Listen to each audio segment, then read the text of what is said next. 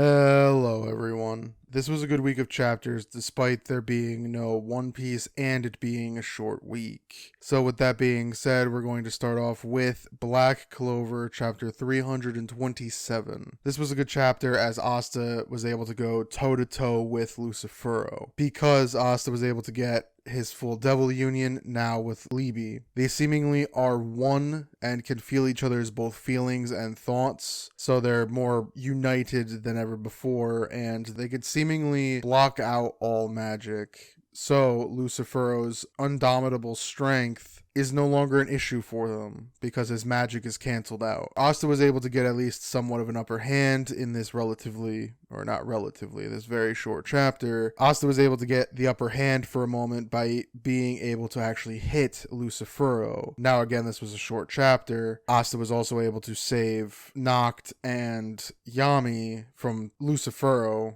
from cutting off Lucifero's arms, and now the fight will continue. So overall, I'll give this chapter a very low B. It was good, but very short. Nothing really got advanced here. Outside of the fact that Asta can go toe-to-toe with Lucifero now, nothing really happened.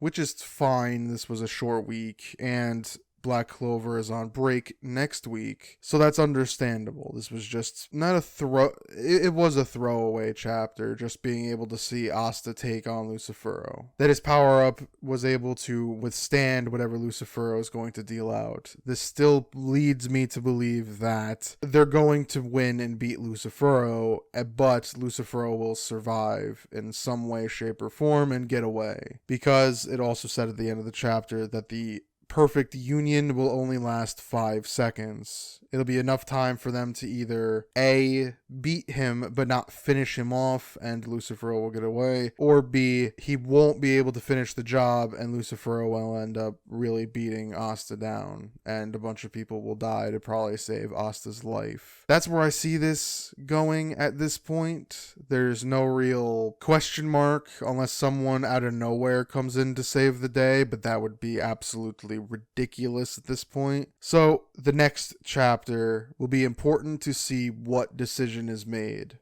Either Asta wins or he loses, as it was last week, but now we at least have a bit more of an even playing field instead of some sort of added buffoonery of someone else trying to get in the way. Now it's just Asta versus Lucifero, one-on-one, relatively same power. They got a 5-second clash where either they win or they lose. That's the decision that's going to be made. So now we're on to Undead Unluck, chapter 103, and this was a good chapter showing the battle between Andy and Seal. Now, Seal is in fact an Uma. However, it's an Uma that is blessed by God, thus more powerful than any other Uma to exist. So Andy and that Uma go back and forth quite a bit. However, that Uma underestimates Andy, thinking he can get a quick win because it's thinking more logically, where Andy no longer works in the realm of logic. He ends up insulting Seal by calling it just another Uma and tries to get the upper hand. However, Seal is then extremely offended by that comment and goes to show its superiority by defeating Andy for the most part. Finding out that if Andy's brain is injured in any way, Andy's regeneration slows down. So it begins to crush Andy's head over and over again to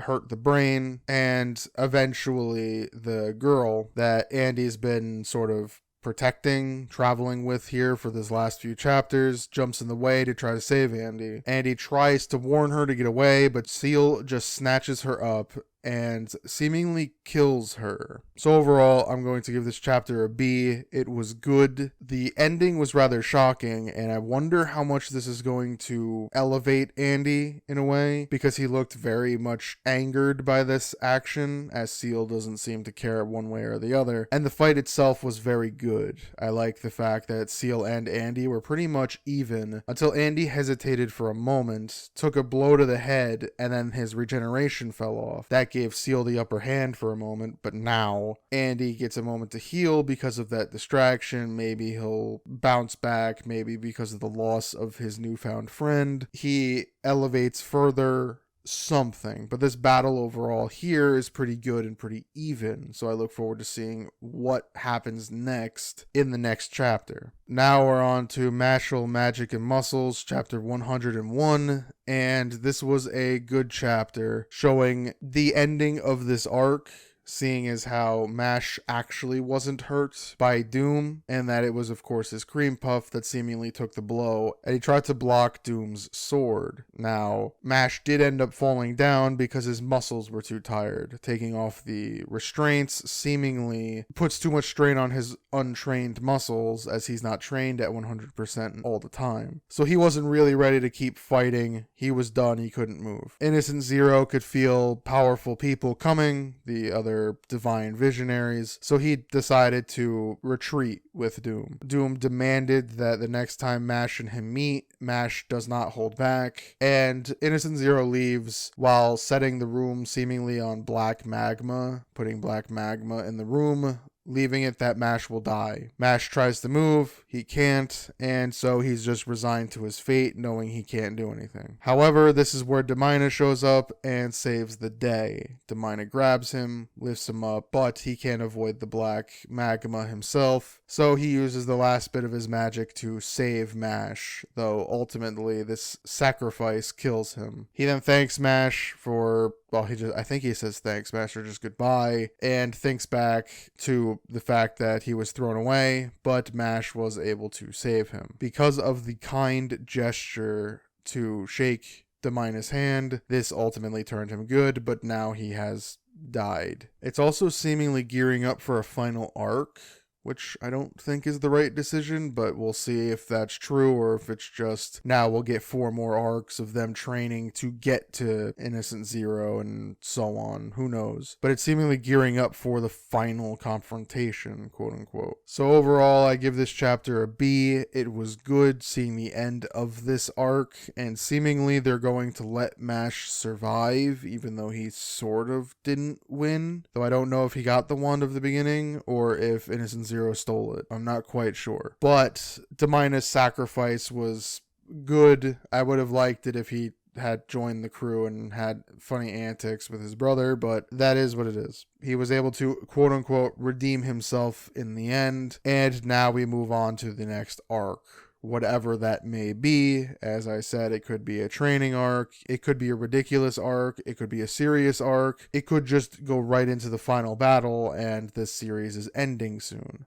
I don't know. But for now, we have a new arc on the horizon, which is always exciting. Now we're on to Sakamoto Days, chapter 63, and this was a good chapter. Having it that the 3rd exam has begun, and everyone starts darting off in different directions. However, Shin wants to do this on his own. He wants to try to survive and fight and win on his own, but I'm assuming he'll seemingly avoid Sakamoto. Sakamoto gets depressed by this, remembering that Shin has always been trying to be like Sakamoto, and is now very depressed that his protege has left his side. It is very funny. I can only imagine the day that his daughter decides to live on her own. He will be nothing but a broken wreck. It'll be delightful. We then see both Shin's group and Sakamoto's group through most of what's going on. Shin is continuing to move and collects a few of the tails as he goes along. Sakamoto and co are seemingly camping, as Sakamoto built a house and they're living off the land somehow and just hanging out. Akira, the girl, I remembered her name now, shows off some more of her sleight of hand, and Sakamoto finally asks who trained her. She's about to say who did it and explains that in combat she's awful, but everything else she's great, when one of the transfer students, I think, or just another conniving student shows up and tricks them. Well, the other two. Not Sakamoto, however, Sakamoto is stuck in the trap himself because of the other two. It seems as though they were hunted for their tails, but I also seemingly believe this new guy is probably going to try to kill them, which isn't great. And we get to see more of the girl who's a fan of Sakamoto being very strong, and she is seemingly going after Shin. So it looks like we have our two quote-unquote villains of this arc going after our two main groups. I believe Shin's group is probably more in trouble than Sakamoto, but you never quite know. So overall, I'm going to give this chapter a B. It was good. We got to see more of the test and the exam and meet some of the other characters. We got a couple of villain-esque characters, a kind of neutral wild card, very powerful character, and our two main character groups. We'll see if some of them are dead weight or not, but for now, we have at least a core group of people we will at least be following through the events of the third test until eventually either they lose, win, or time runs out and they all pass. So that was everything. Again, it was a short week with One Piece off, but overall this was a good week as we had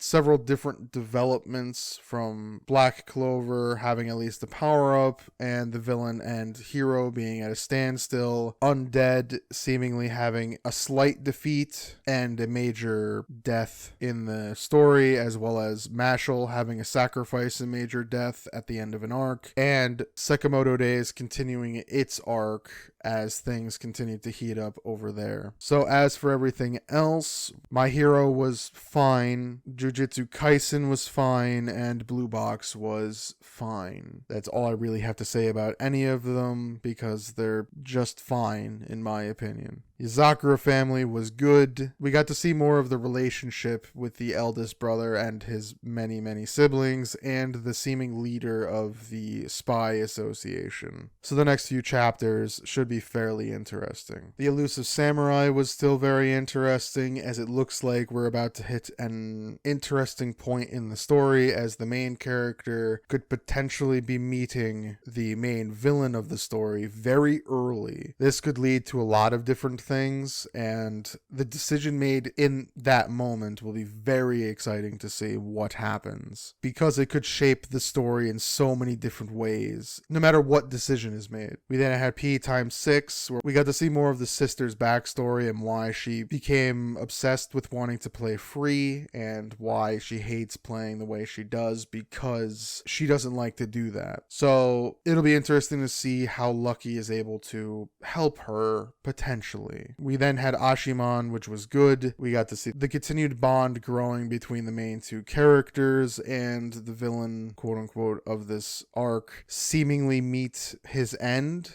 or get bested in a way, and so the next few chapters should be his defeat, and ultimately the heroes continue to move on, continue to grow stronger. And finally, Doron, which was good. We got to see more of the villains, and the heroes, our major heroes anyway, are in fact fighting the major villains right away. Does this mean the series is over? Not yet. We'll see how it goes, if it continues to sell not great or whatever. But the signs are on the wall that maybe it's not doing as well as they'd hoped, and they might not be keeping it around, which is a shame, but at least we'll get to see some fun action before it goes. Or we'll get lucky, and this is just an early interaction with the main villain before it moves back to something else. So this was a good week of chapters overall, with all sorts of different things going on, and it being a short week, it was fun to get one very early, get a set of chapters. Black Clover and Mashle are on break next week, so we'll have to wait and see whatever those stories end up doing. But we'll get One Piece back, which should be very good, as that's probably the most exciting chapter to be released in a very long time. So if you like this video, please leave a like, and as always, thank you for watching.